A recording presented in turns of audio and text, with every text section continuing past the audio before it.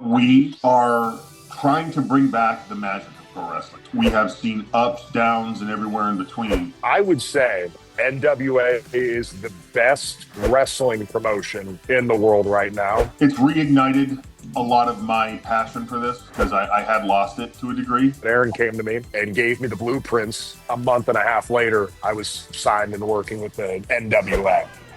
Carson. Oh!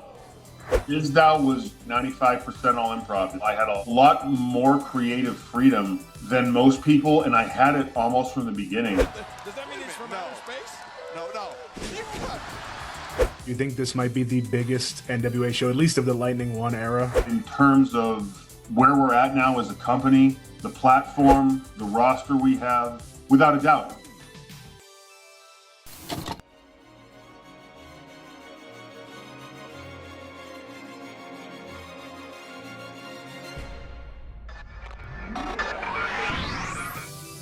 Rewind, recap, relive. Whoa! That's what the world is watching. My first guest has been making his name known for a little over 5 years now, and is actually the most successful man in wrestling. You can see him all over NWA's Exodus Pro and beyond. He's the youngest NWA TV champion in history, one of his many accomplishments. Please welcome Carson Bartholomew Drake. It's me. It's you. Oh, that's awesome. Thank you for being here, Carson. And you're on with, an absolute veteran of the wrestling world. A genius. A genius. He used to be an intellectual savior of the unwashed masses. And, whether it is his Damien Sandow, Mizdow, he has wowed us, made us all laugh with his talent. And now he's paying all that forward in NWA. Please welcome Aron Stevens. Also, I make you laugh. That's it. That's all I've done. Oh. Not anymore. No. I'm good. I was trying to recreate good. No, I know. That was good.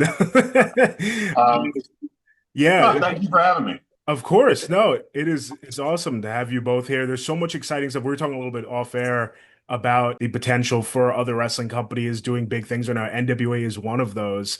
And we got NWA 77 around the corner. I want to jump into the TV deal first, though. That starts on July 29th. Aron, how big was it that NWA is now going to appear on Roku when you first heard that? Well, I mean, like anything, right? Platform is just essentially everything once you get past the actual product, right? You can have a wonderful item, but if you have nowhere to sell it, really, what good is it? We have, in being with NWA since really like the inception of the Lightning One era, we have seen ups, downs, and everywhere in between. And the consistency of, doing a product, like in wrestling, we say do TV, right? When you're making a show, right? And with all the accoutrements to go with it and the production to go with it. It's a wonderful opportunity. And I think we're ready for it. I know we're ready for it. We have a lot of solid talent. And you know what? Our product, it is, and I've always said this, we are the tomato soup and grilled cheese of pro wrestling. Where, everyone out there, and there's different flavors of ice cream, right? We have WWE, which we were talking about a little bit before. And WWE is kind of evolving into something a little different now. It's almost like a hybrid between UFC, and they want to make it almost like this elite kind of event to go to, and ticket prices, and the ring looks like a spaceship, and there's advertisements everywhere. AEW is AEW, and we, hey, right? I mean, it is, right? I mean, but we are trying to bring back the magic of pro wrestling is what it is. Mm-hmm. We want to bring back, when you go to an NWA show, you get lost in it, where you see these larger than life characters, and then, hey, there's the ring. Let's work out our differences, so to speak. Yeah. I have not actually heard you say that grilled cheese tomato soup analogy, and I love it. It's so on brand. Carson, as one of the fastest rising stars there in the NWA circuit, what did it mean to you to hear that it was going to get this TV deal? Well, I feel like kind of apropos timed. I mean, I sign on, and then not even a year later, we get a Roku deal. And I don't know. I think it's a little more than coincidental. But There's no besides the coincidence, fact, brother. yeah, I don't think that it's a coincidence that I get signed on, and then magically I win the NWA World Television title, and then right after that we then get the biggest deal in NWA history, Yeah. streaming on Roku. You were that missing piece. That's what they. It's you. Yeah. It's Aaron, me. What is it, Aaron, that drew you to the NWA when you first joined? Well, I mean, again, I'll come 100 with this. I was in Hawaii filming a television show. It was an episode of Magnum PI. I was on Waikiki Beach on my day off, laying down. Phone rang. It was Billy. Hey, I bought the NWA. Yes, congratulations. That's awesome. You need to come back to work. No, I don't. You have a plane ticket. Just get there. And I, ended up going there to Georgia, GPB studio, of course, for the first inception of Power. And then I remember I got there the night before, and when I walked in and saw the studio, I was just like, oh God, this is good. This has the potential to be something. And I've been there ever since. And it's reignited a lot of my passion for this, because I had lost it to a degree. And Carson will attest to this. I say you don't have, contrary to what everyone wants you to believe, and the narrative that people in the business push, you don't have to love this to be good at it. Sorry, but NWA has made me love it again. And at this stage, to be able to work with some people and kind of teach them the correct way to do this, as opposed to the other way to do it, which is one of the biggest detriments to the business, in my opinion. Today, every idiot has a wrestling school, and what is acceptable for quote unquote TV nowadays, and I'm just being real, right? Athletically, there are some amazing performers, right? And there are stars in the business today. Don't get me wrong. Everywhere, every major company, they have stars. They have extremely talented people, both veterans and young people, and I'm a fan of some of them. But I'm talking in general terms. What is acceptable on television today simply would not have been years ago. That's the point. And I don't I hate that analogy, because I never wanted to be one of those old guys just talking. I mean, obviously I'm not old, look at me. No. But what I am saying is, when you do it the right way, you see immediate results, but nobody wants to take the time to learn. Or I'm sorry, a lot of people don't want to take the time to learn. And the people that have schools and try to teach it don't know what they're doing. It's like, trying to teach math and you don't even know the numbers 1 through 10. And that's just real. You know what I mean? So I'll shut up now about that. But one thing I love that NWA is doing too right now is this emphasis on characters with really good wrestling mixed into it, but such cool personalities exist, rising stars and veterans that are there in NWA right now. Is that thanks to Billy Corgan, would you say? Is that kind of his mindset with how he runs NWA? I would say yes. Absolutely. Again, everything starts at the top. Yeah. And when the boss says, hey, let's try this, let's try that. Okay. And then try whatever. Let's just do it the right way. And, it's a lot of testament to our talent that, look, some people, and I'll let Carson talk after this, sorry, but some people, they're like sponges. They get it and they want to learn, and they go out and they apply and they come back to okay, that worked. I'm going to try that again. I'm going to keep doing that. Other people, you give them advice. You say, hey, get this kind of outfit. They wear it one time, they don't wear it, and then when someone else wears it better than them, they try to bring it back once they get attention. Okay, that's the reality of it. These people, they serve themselves. They don't serve the audience. And in wrestling, it is not about the people in the ring. It's about the people outside of the ring. If you're performing, you know what I mean? At a high level. So there you go. Carson, I'd love to hear your thoughts. I think it also has to do with the fact that you have guys like Aaron, you have guys like EC3, who are geniuses of this and actually take the time and the effort to take people under their wings when they don't have to and actually try to give them knowledge. Like at Exodus, they do these. I got noticed at a preface where Aaron came up to me, and I won't go into all of it because it's more of a personal thing, but Aaron came to me and gave me the blueprints. And then not even a month and a half later, I was signed and working with the NWA. Wow. And then ever since then, the general consensus is just, if you just listen on occasion, just listen, stuff's going to happen. But with the territory system, Billy kind of getting that all set up, he's the catalyst for it. But also, if there aren't people who really care on the bottom half of it, then, you know, luckily with NWA, we have some of the best teachers in the world. Yeah. No, it's definitely a lot of pieces that make the overall product so incredible. Aaron, I've heard you say that you've never been in a more interdependent locker room than the NWA roster. Everyone helps make that happen. Is it really like a family environment, would you say, before every show? It is. And again, I've worked for pretty much every major company out there today, with the exception of AEW.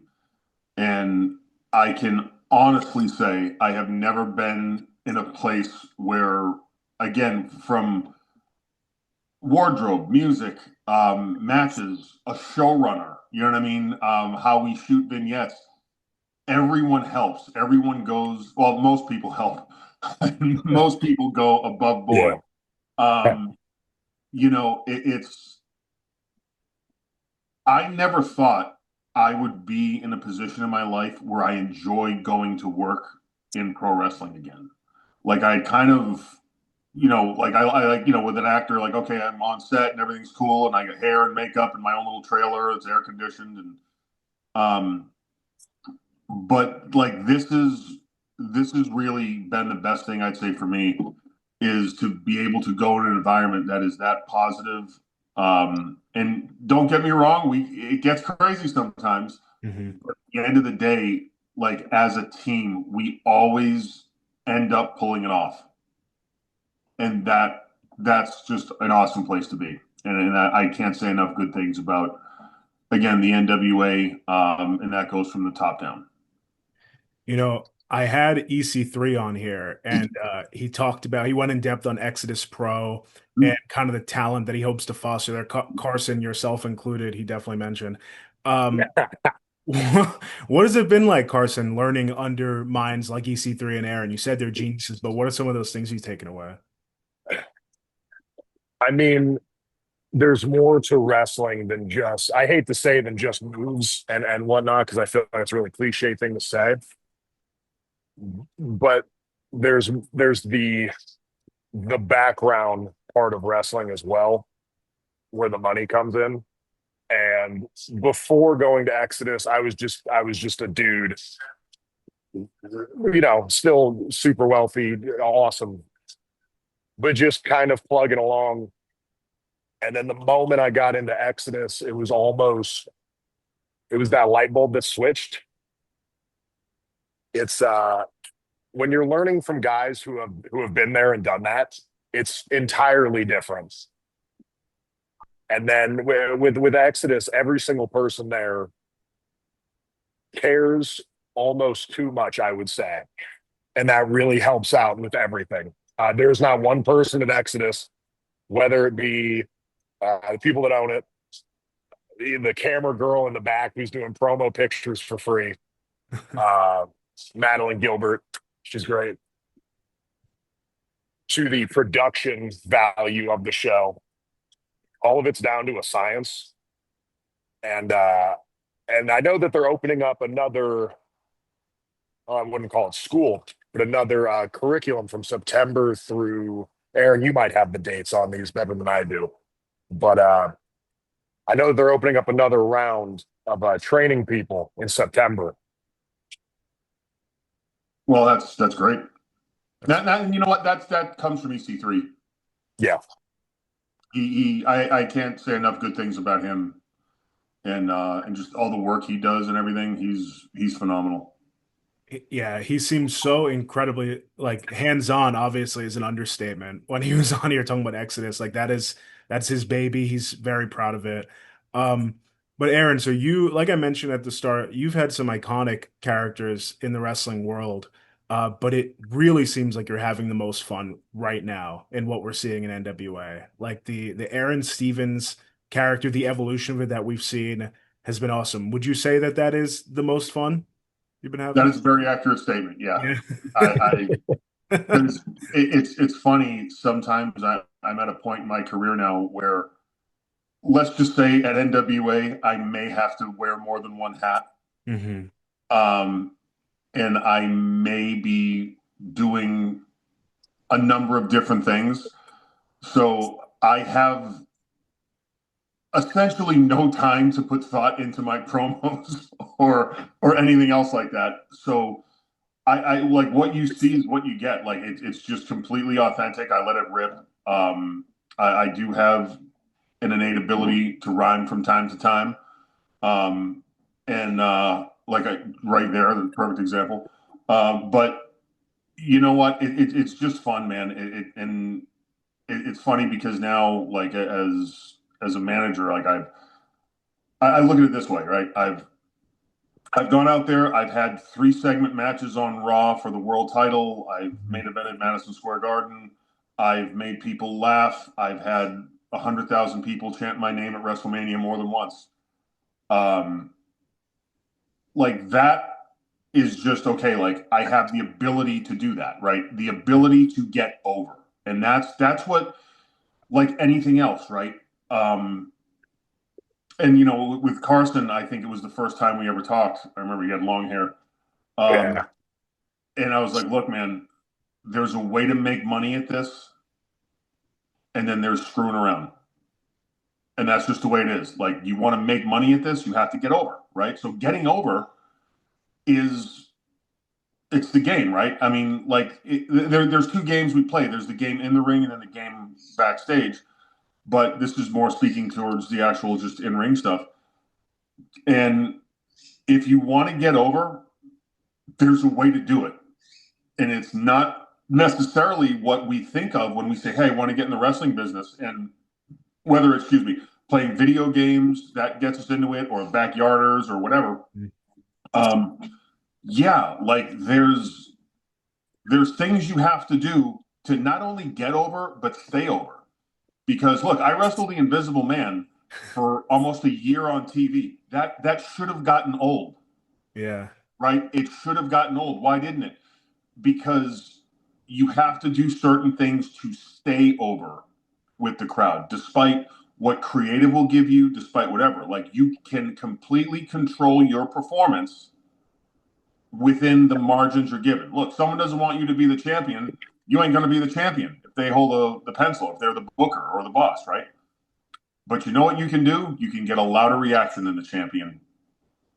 And at the end of the day, as long as you don't, act like a lunatic backstage or anything like that, like, you'll always be able to you'll be able to get out of the business what you want, and you'll be able to write your own ticket. Is really the long and short of it. As long as there's more than one company. So there you go. That's clearly a very seasoned mind for the business after, all your years in it. Can we go back to the beginning though, and what your mindset was maybe when you were at around Carson's stage in the business around 5 years in? Do you remember kind of what you were thinking, how you were navigating it?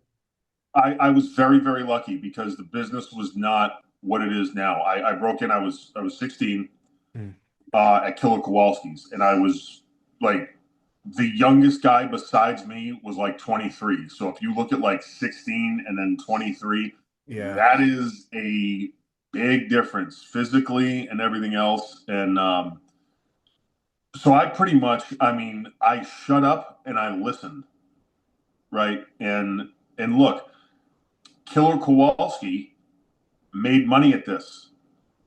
Killer Kowalski, again, like you look at his career and resume, all right, so that's someone I want to learn from, right? Like, how can someone teach you how to make money and be a star if they themselves are not, or never attain that level, right? They can teach you how to fall down. They can teach you how to put a headlock on. Maybe they can correctly, right? I don't know. Let's don't get me started on some of these, but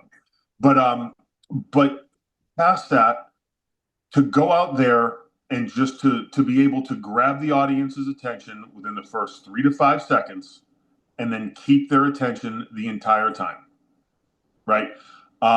That's like Killer would always say, make the people notice you, make the people notice you. And again, I was concentrating on moves too, because when you're young, you have to, right? Like you have to get the basics down and the mechanics of it. But then after a while, you know, from there you go to OVW, right. And you really break down the psychology of it. And then I was able to go, you know, Puerto Rico and just have the complete, like, relaxed feeling of, okay, I've mastered the physical side of this. Now let's start getting into the good stuff. And so Carson, you know, I looked at it, it's been what, 2 years, a little over 2 years, Carson? Yeah. You know, you look at Carson 2 years ago and where he is now, it's not only rewarding to me, it's a testament to him and the athlete he is. And again, Carson's someone that I think is going to be around for as long as he wants to. Yeah, Carson, that is what I wanted to get to next. Your star 2 years ago to now, you look so at home in there, what you're doing right now, the Carson Drake. Was that always the Carson Drake we saw?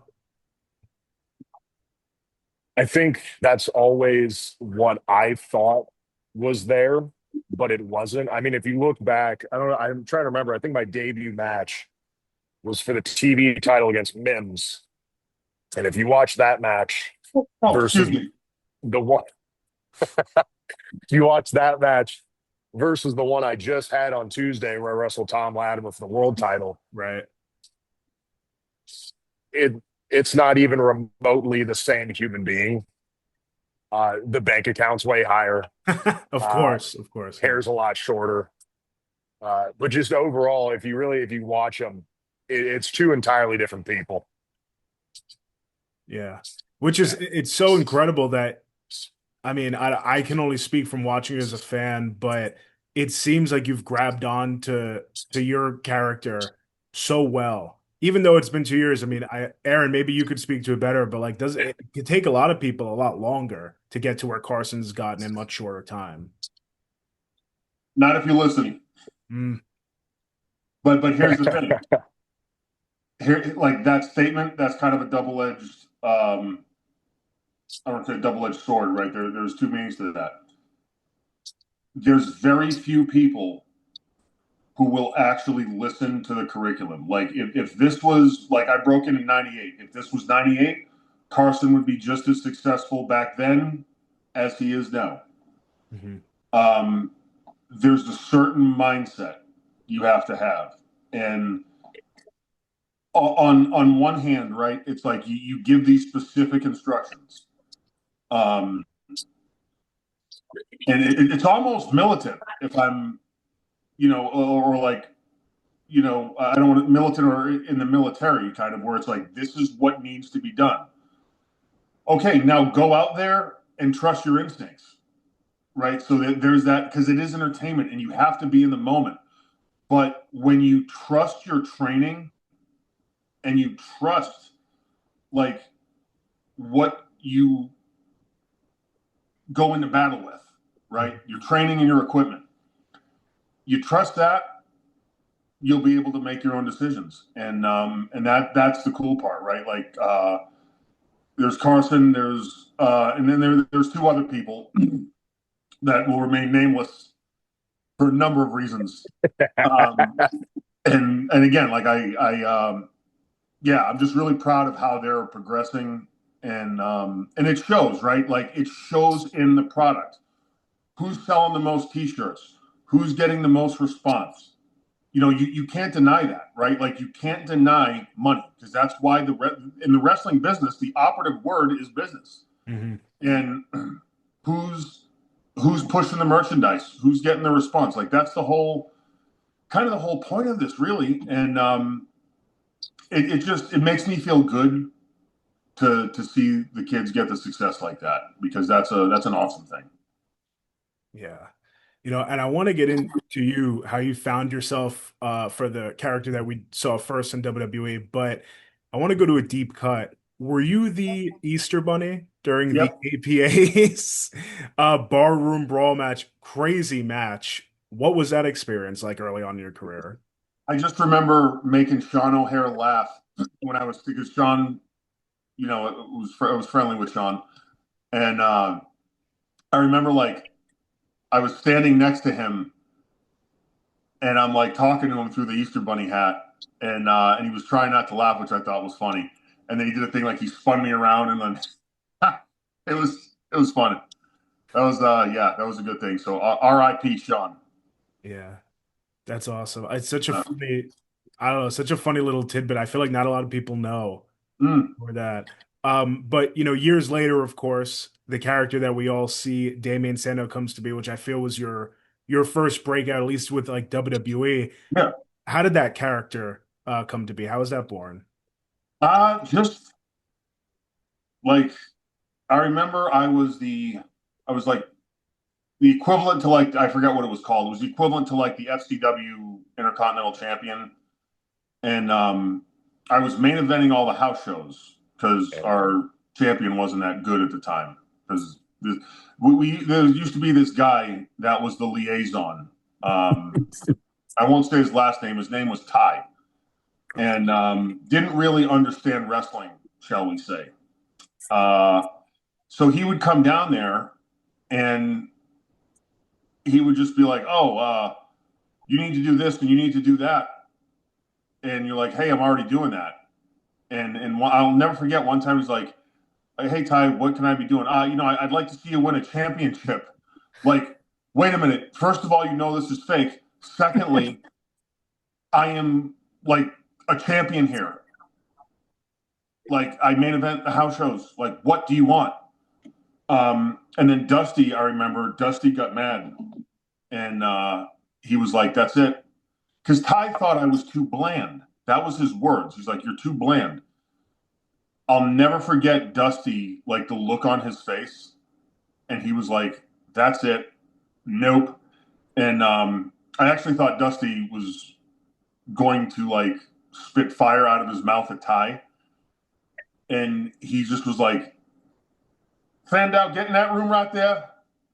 I'm done." And then like I got in the room, and he was just like, "All right, they want Bland. We're going to give him Bland. You're going to get a Luthez robe and a towel and this and that and the other thing." I'm like, "Okay." And then I just put the pink trunks on one day, and then okay, there's a contrast there, and I didn't know I was going to be the intellectual savior until like my debut, because that's when Vince was like, "Hey, you should be the intellectual savior of the masses." I'm like, "Well, okay, thank God I paid attention in English class." And no, but you just go. But like when you are that prepared, you're good with it, right? Like when you are over prepared, and that's why people don't understand. Like you try to talk to, "Oh yeah, but I like the worst thing," right? And we're all guilty of it to some degree. But yeah, but I like this. No, yeah, but I like that.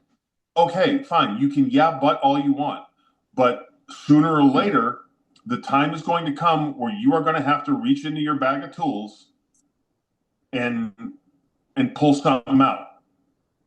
And you know what? If you ain't got it in the toolbox, Yeah, we know how it ends. the improv on the spot to pick up the intellectual savior, the unwashed masses, and be like, "Okay, I could roll with that." Like that's awesome. That's really good, talent. Carson, do you remember when Sandow debuted? Were you watching? Yeah. That was actually, what would that have been? That would have been right when I started getting into wrestling. Okay. And I remember there was something, it was him. I watched Sandow all the time. Yeah. But Same. he did something with like the accordion knot.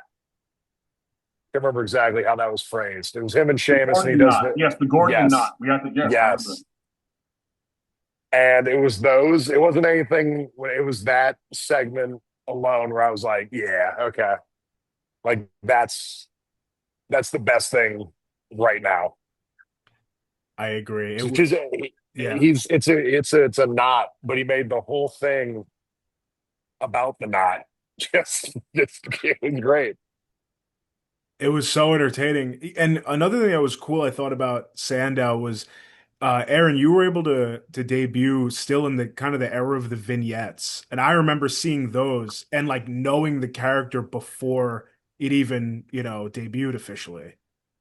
Well, what was interesting, so I remember Triple H, he had some projects that didn't necessarily go well, right? There was Sin Cara, there was Karma, and it was, you know, like it was what it was. And then after WrestleMania, it was Tenzai and me, and they had put in a lot of time and money into the Tenzai vignettes.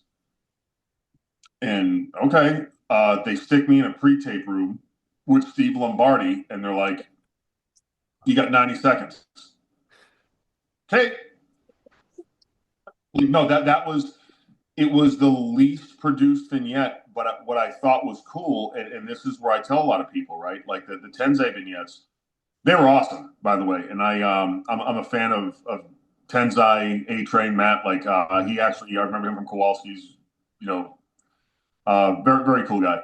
I remember they put a lot into him too. Like I think he beat John Cena Yeah, clean yeah, or something pretty quick early on. Yeah.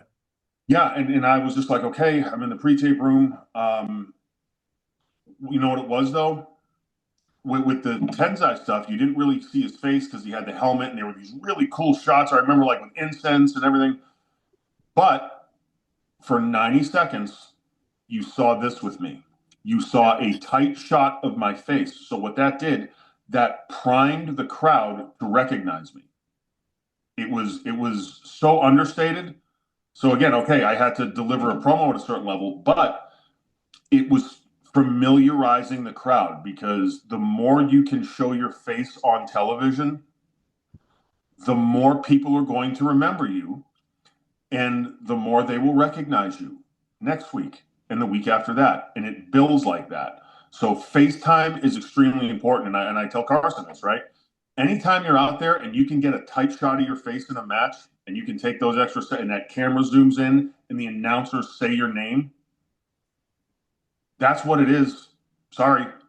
Like if you're a new guy trying to come up, right? That's everything. Yeah. That's everything. Have the announcers say your name as much as you can. You say your name as much as you can, and get that camera in your face. Yeah, I was gonna say, Carson, if there's anything that I could see as a viewer that you've taken advice wise, it would be that. I feel like Yeah. you were very good at Yeah. that. There were so many there's so many elements that made Sandow more memorable too as you went on. Like you continue to evolve it. I mean, the bathroom started early on, but the moves, the names of the moves went with the character. Like everything, I feel like you built the character up and up. The elbow of disdain, I remember very well. Yeah. Thank you. Thank you. And you know what? It's very cool that you remember that, years later, which is, it makes me feel good. So I truly appreciate that. And thank you, Jonah. Yeah, no, absolutely. And, likewise for you, Carson, even though you're, like we said, 5 years in now, there are so many elements that you're doing to let people remember Carson. The Carson Shuffle, where did that originate? I don't know if I want to actually pop out where it's from because some people have caught on to it and most people don't recognize it. But gosh, there's small bucket lists in my mind of things that I want to accomplish and things that I want to do in my personal life, and just late night talk show host. Did it one or two times, and I kind of caught on to it, and I changed it a little bit, but it was just one of those things where I saw it and I said, that's the best. So when I would go to, I'd get invited to like a party down in like Laguna Beach and people would be dancing. I would get over and start hitting it. and it would go over well, obviously. So I just carried it over because it's just me. Yeah. It just It seems yeah. natural. Um, and, and then off of that too, your theme song, it quickly zoomed to like top list in my mind of wrestling themes just because of how Yeah, ridiculous it is. Do you like your theme song? I love it. I gosh, how do I want to phrase that? I love it in the same way. You know how an artist will have a hit song, but Mhm. then it's played every single day? Right. It's that. It's one of those consistent things in the back of my head where it's all I hear all day. Because it's the most catchy song. Incredibly catchy. Like I'm That hearing it yeah, now, even that as we're probably talking. anybody has. Aaron, your song fit Sandow so well, but I don't view it as a hype song. It's not quite as hype as Carson's. What was your reaction first hearing that? um, let's just say that I had a few discussions about the song, and kudos to Sherry. The one who made it. Yep. That was her. But we had to hit certain elements of the song. Yeah. And you know what? At the end of the day, and this is a perfect NWA thing. Everyone came together Yep. and we created a song that fit the character. Mhm. And that is NWA in a nutshell. But let us just say that long before anyone heard that song, I had several spirited discussions about the song. But I, you I know what? I remember That's when it all was over. given to me. We were at a hotel after a show and sat down, and that's the first time I heard it. And it's so bad it's good kind of thing. Mm-hmm. Mm-hmm. But yet you still any of this the first time you hear it, you immediately know, all right, it's Carson Drake. This guy's great. That's it. That's it. So I wouldn't be going out on a limb if I'm saying, Aaron, you're not listening to that song 24/7 like the rest of us. I've listened to it a million times. I've listened to several versions of it.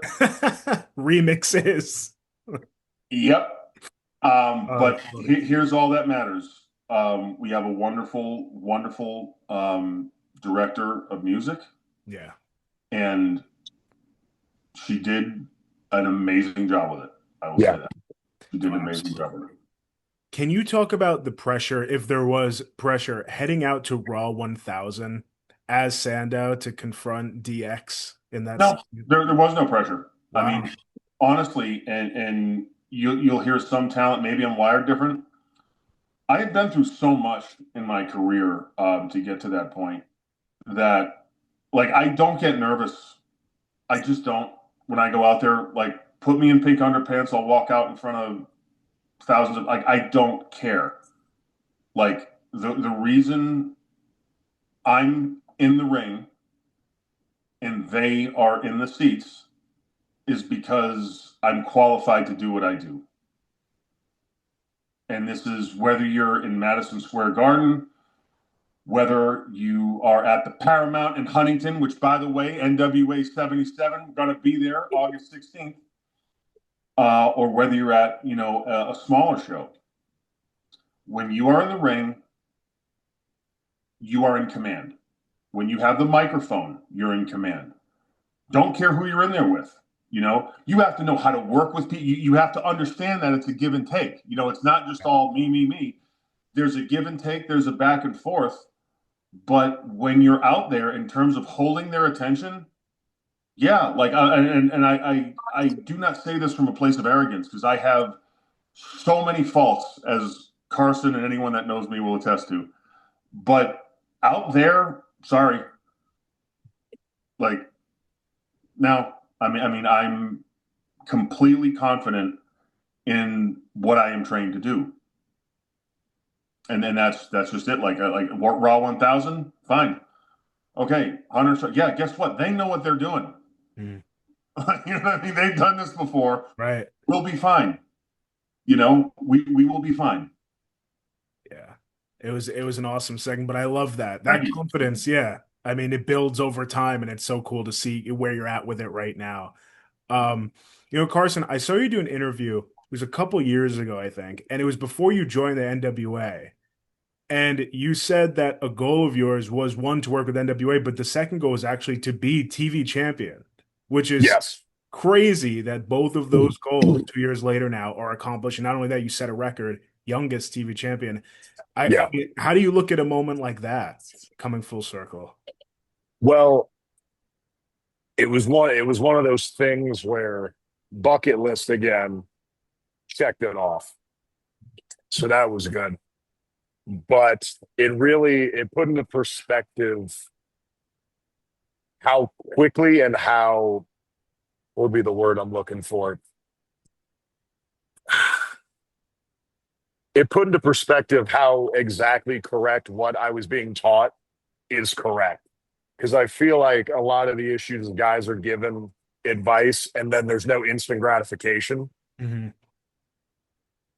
I don't work off of the instant gratification thing.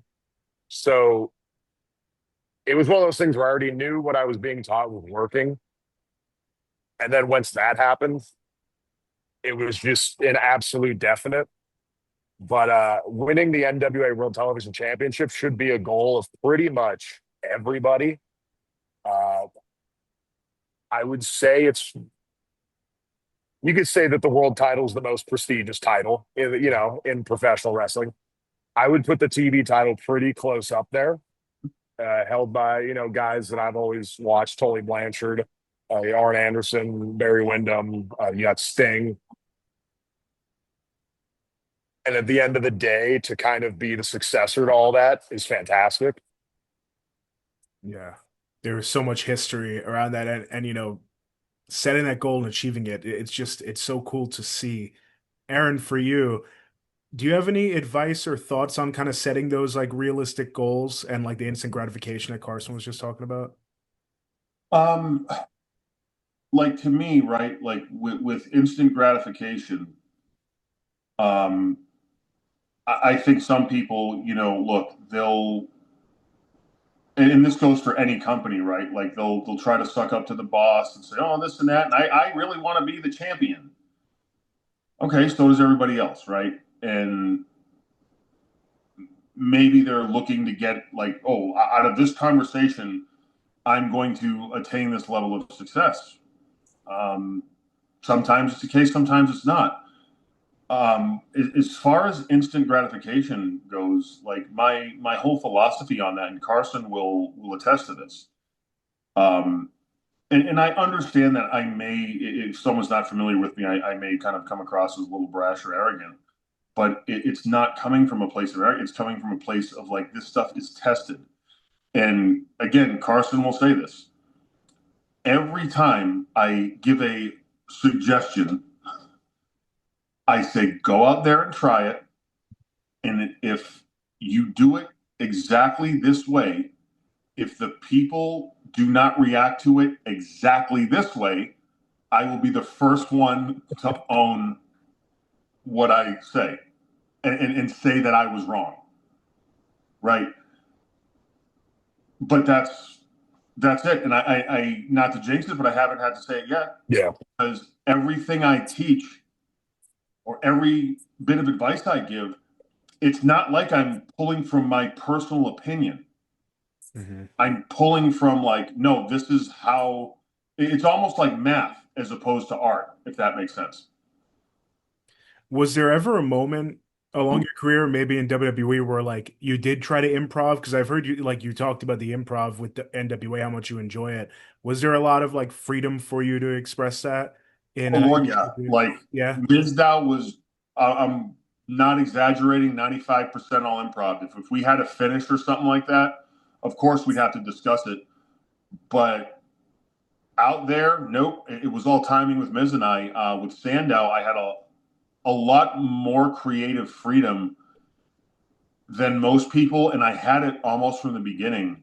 to Wow. where, like, and you know, bosses were cool with this. You got a 2-minute promo.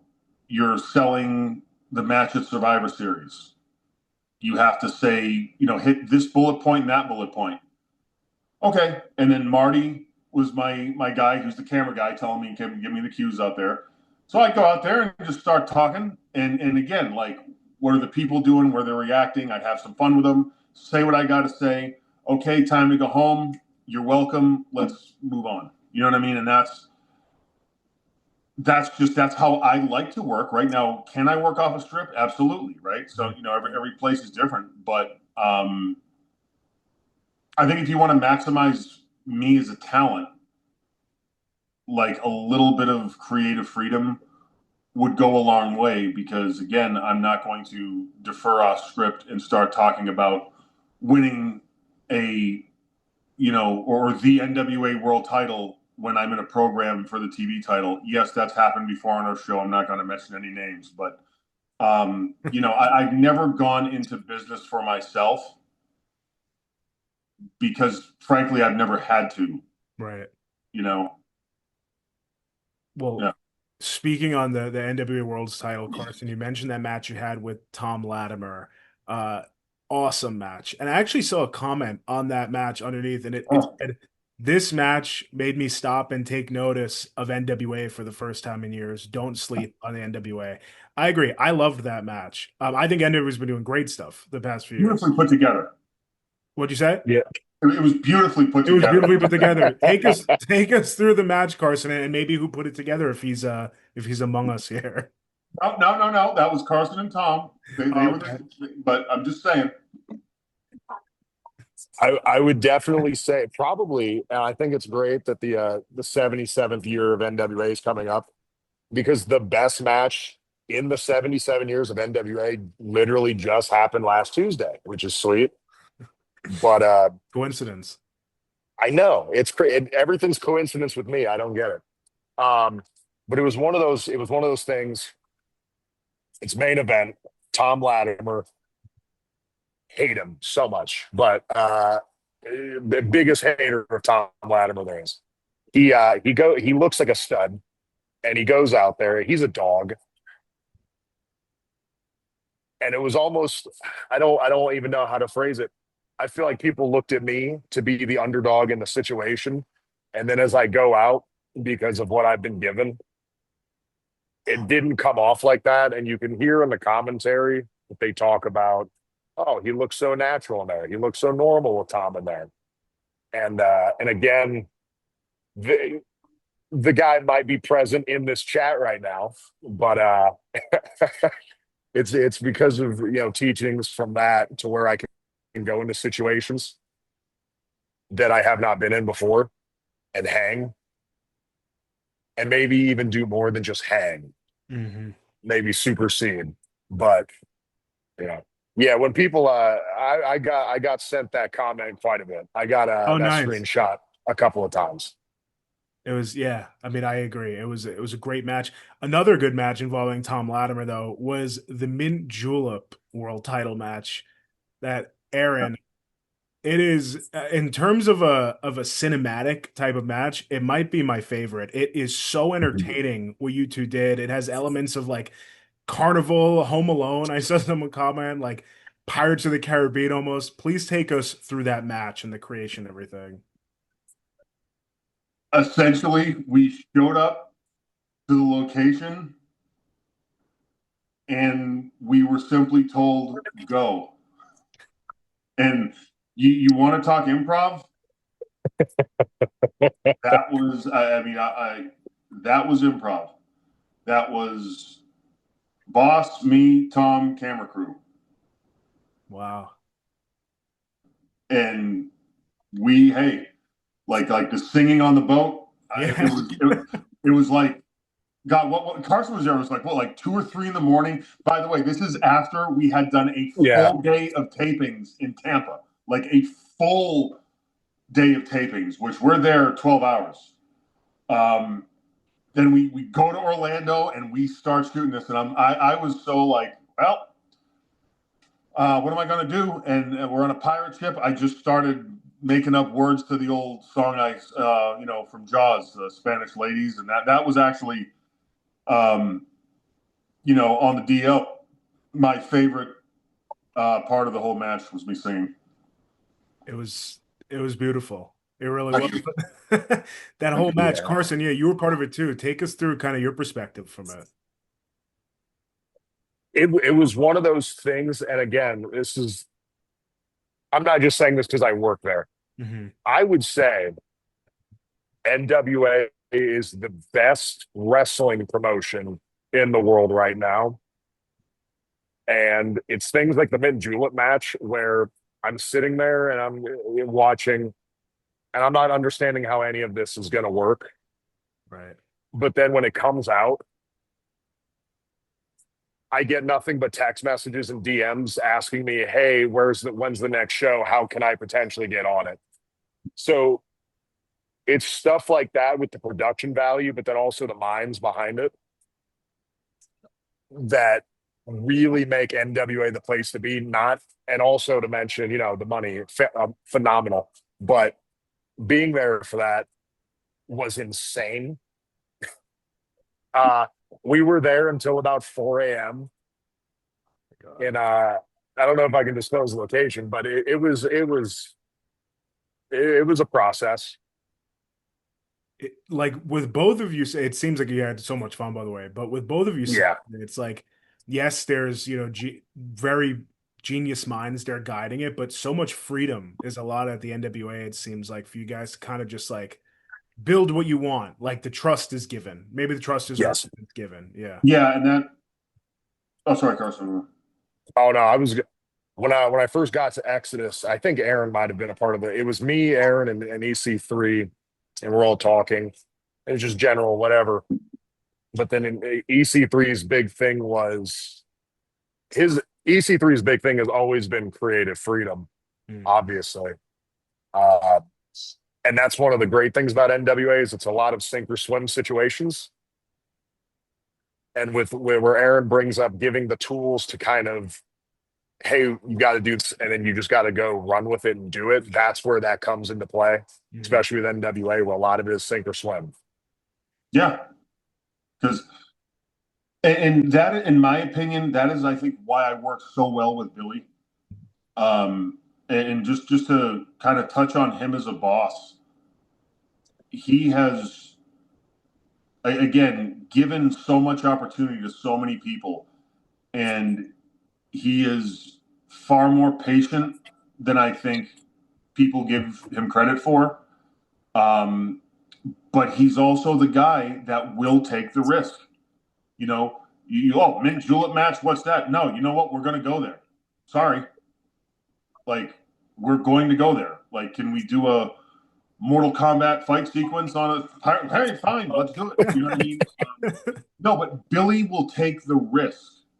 And with so many promoters nowadays where they simply want to... And it's trying to recreate, like, this past glory with a bunch of new actors that are far more athletic, right?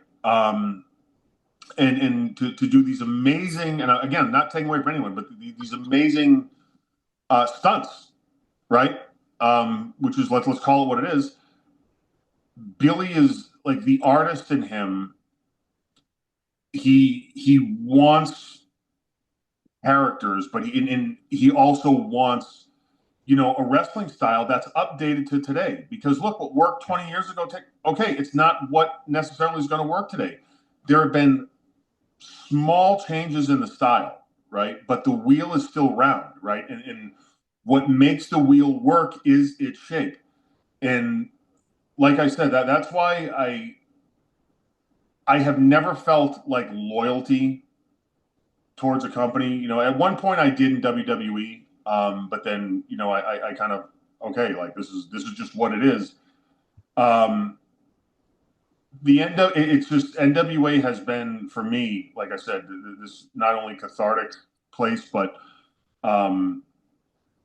it really is, like, as far as the canvas to paint on, it's amazing, and that does stem from who our boss is. And now, like, we have a bigger platform to display our artwork, and that's why we're thankful for Roku. Yeah. And it really is like a modern lens on those like old school traditions, which I think I've heard you say before too, which is it's Yeah. such a cool product being produced. I would love to dive in. We mentioned improv and you mentioned Mizdow a little bit, but really was one of the best things going at the time, probably the best thing, biggest reactions. Can you take us into the inception of how Mizdow came to be? Yeah, I was bored on Raw one day and thinking, because this was after the briefcase, and I'm like, well, I see how this is going. Mm-hmm. And they just stuck me out there with Miz. I'm like, huh, you know what? Watch this. Let's see if I get fired for this. So he took a punch and I sold it, and then he fell down and I sold it. I get to the back. Vince is sitting there with his glasses on the end of his nose, and I get the, yes, did you just sell when he got hit? I'm like, I'm his stunt double and his understudy. What do you want me to do? Like, shouldn't I be doing that if I'm truly trying to learn? And he just said, don't let anyone hold you back. You will only answer to me. I did not talk to the man for about 9 months. I may have said hi to him in the hallway. That is, that's the extent. yeah. Like, and everyone thinks it was just, no. And here's the thing where, like, and look, we joke and laugh, and people think, I'm smart, which I'm really not. And like, they use the term genius. I'm far from a genius. I'm simply someone that paid attention in school. I never played politics. Like, I was never knocking on a door saying, what do I got to do to get a push? I did not kiss ass. And I think that is probably when people say, oh, why weren't you this, or why wasn't your career more? That is probably why, because that's just not me. Like, I'm going to go out, I'm going to produce. How are my t-shirts selling?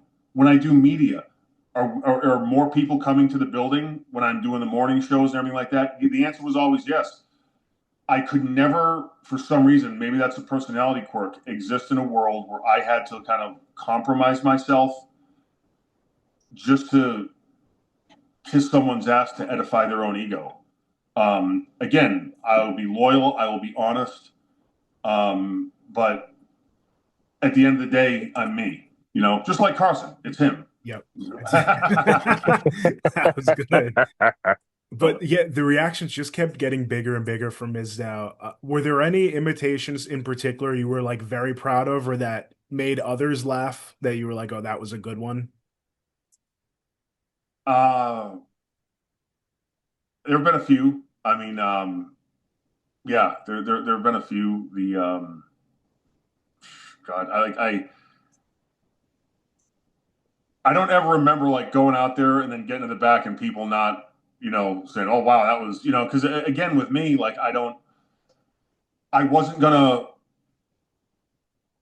like, okay, I'm gonna dress up as Davy Crockett. No, I'm gonna become Davy Crockett. Mm-hmm. And the fact that I'm doing this on this show, it is so ridiculous, right? Like, the juxtaposition of me dressing like that, looking like that, and acting like that is simply going to be enough. And that's what I'm saying. It's not like I'm a genius or I'm smart. I'm a kid that paid attention in school and applied, the knowledge to the trade. That's all. Yeah. Carson, were you a Mizdow fan? Yeah. I was going to say at the time, I went to a private school in Huntington Beach. Okay. I won't name the name so that people can't find me. But yeah, me and a couple buddies, like I have a buddy who went to go play on with the Dodgers. I have a buddy who went to go do another thing. And then my thing was always wrestling. And at that time, what was that, 2015, probably? Yeah. That time I was 15.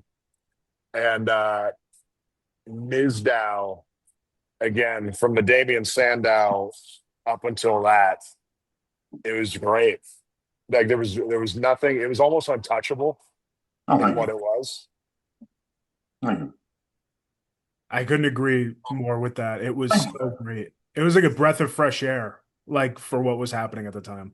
Well, I tell you, I actually have self-esteem issues, but thank you guys for the boost now. I appreciate it. Definitely. I mean, what was it like hearing 80,000 plus when you did turn on The Miz? in that moment at WrestleMania. I think it was 31. You turn on the Miz as Mizdow and having that admiration. I mean, so many people. Yeah, it was cool. You know, about 2 hours before that, they tell me I'm not going to win the Battle Royal. Were you supposed to? Yep. Okay. You know, politics, shall we say? But hey, okay, if that was my moment, I'm damn sure going to make him remember. And I don't, you know, that was one of the loudest reactions of that entire show.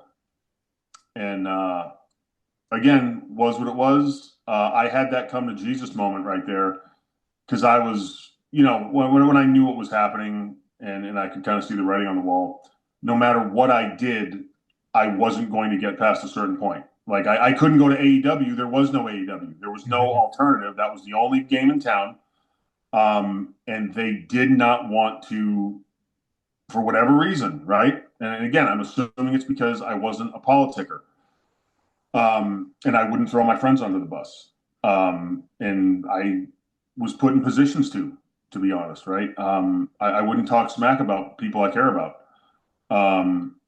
And at that moment, I remember like when it happened, I had this weird like come to Jesus moment, which, you know, on pay-per-view at WrestleMania is probably not the best place to be introspective, but guess what? My brain's wired different.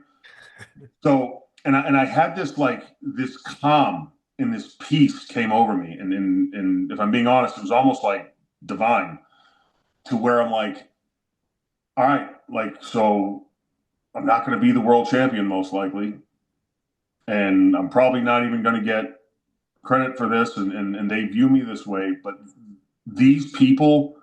Like, this is 100% real. This isn't like a forced reaction, like when they're trying to shove somebody down the people's throats and the fans are just like, enough, enough, enough. And they just keep shoving them down their throats. This was 100% organic. And that, to me, that moment was like, okay, like that was my world title on the inside because like that showed me that like, okay, I know, not only do I know how to do this, but they appreciate me. Doing what I do, and again, I truly appreciate them, and it's the same kind of mentality with NWA that I go into now. Yeah. How do you feel when you hear the term like underrated wrestler? Because I hear that a lot when your name is mentioned. Yeah, I mean, look, underrated. Okay, I mean, you could say that. You could make an argument against it, right? Like it's all ice cream. People have different flavors. I would just say the fact that people still remember me. Like when I go out, I still get recognized all the time, which is weird because you know, I've been able to parlay it into some other things. Like I said, some of the acting things and some other things I'm doing now. So look, if they remember at the end of the day, right, like you can hang a world title on your mantle, and it's great and it's a wonderful accomplishment. I hope that for Carson. But I guess like who I am and who I continue to be, if that continues to have an effect on people, and it causes people to have whatever reaction they have and remember in a good way, and then buy tickets the next time, then you know what? I'm doing my job. Yeah. And they can talk all they want, but one thing you can't say is that I got underrated reactions. Not at all. And that's it. And like I said, I'll put my reactions up against anybody's. Sorry. No, don't be. Well said. Yeah. Um, so like I said, NWA 77 around the corner as we start to wind it down now. That is August 16th, Long Island, New York. It's going to be an awesome show. I'm excited. I'm going to be there. Carson, what excites you most, Carson, about heading into this big show in New York? I hate the fact that we're in New York. I hate New York. Um, Personally, yeah, I was just in New Jersey. Hate New Jersey's just New York, but worse. So at least it's not New Jersey, right? You hate Philly too, right? Dude, I hate Chicago's top of the list. Hate. And then I'd say Philly, and then I'd say New York or New Jersey, then New York. But they're all Chicago, yeah. But with 77, I was gonna say last year at 76, gosh, what was it? I was in a 4-way against Mims, Brian Idol, and Paul Burchill for the national title.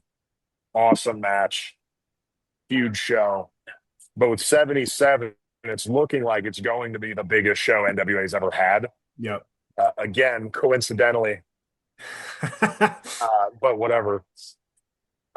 No, I'm just excited. I'm excited for the fact that I get to be a part of one of the biggest events in NWA history, and not only be a part of it, but as it goes on, make 78 even bigger, 79 even bigger, 80 even bigger, and so on and so forth. Aaron, do you agree with that? Do you think this might be the biggest NWA show, at least of the Lightning One era? Yes. Yes. And again, another tidbit of information or advice. The next show you're on is always the biggest one. You have to approach it like that. But in terms of where we're at now as a company, the platform, the roster we have, and everything kind of building to this crescendo, if you look at it on paper, right, as opposed to not just how you should approach it as a talent, but if you look at it on paper, without a doubt, it's the biggest one we did. We've been getting momentum where look, we took a lot of hate for a lot of years. And people, they slept on us, and don't care, because guess what? We're here. More people are coming to our shows now. And last year we were at the old, the 2300 arena, the old ECW arena. And people left that show smiling, saying, man, we've never seen a show like this. And all we did, we gave them good old school wrestling with an updated twist, but we gave them the characters, the pageantry of it, the fun stuff. It's not like run to the ring and then see who can jump off a ladder through the most tables, which, look, there's definitely that element to it. Like, there's some crazy people here, right? And we got some fights going on, especially if you keep watching the show, right? We got some brawls, we got some classic matches, but like what we are larger than life characters, right? In just pretty much a situation that people can relate to. We have good versus evil. Imagine that. We're working for the fans, not for Instagram. And at NWA 77, don't even need to imagine it. It will be there in person. Everyone should go check it out. Carson, it's been so fun hearing your journey so far. I'm excited to see what you do. I'd love to hear, since they seem to all come true, what are some short-term and long-term goals for you? Ooh, I'll throw it out there. I want to be on the Conan O'Brien podcast. Okay. Win the NWA World's Heavyweight Championship. Buy another house. Oh gosh, what else is there? Beat EC3. I've already beaten him before, but like beat EC3. Hate him with a passion. And I don't know. I mean, I feel like a cool bucket list, maybe me and Aron Stevens tag match. Mm-hmm. That would be interesting, but I don't know. Again, I think sometimes maybe the Min Julep match, let's just say, maybe that was my swan song. But you never know. But yeah, I think I like to stick to managing, Right. You do a good job with it. Aron, do you have any short-term or long-term goals yourself for what you're doing with NWA right now or beyond? I just want to see the company reach the heights that I know it can. Mm-hmm. And like I do, I want it so bad, just not only because I see Billy's passion for it, and he has sacrificed a lot and he's put a lot into it. I want to see him win, and I want to see everyone in the locker room win, because if we win, if NWA wins, pro wrestling wins. Perfect. Well, thank you both so much again for your time. This has been great. Thank you, Jonah.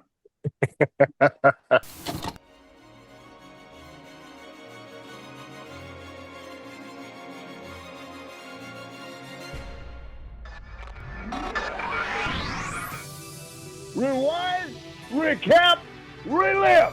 Whoa! That's what the world is watching.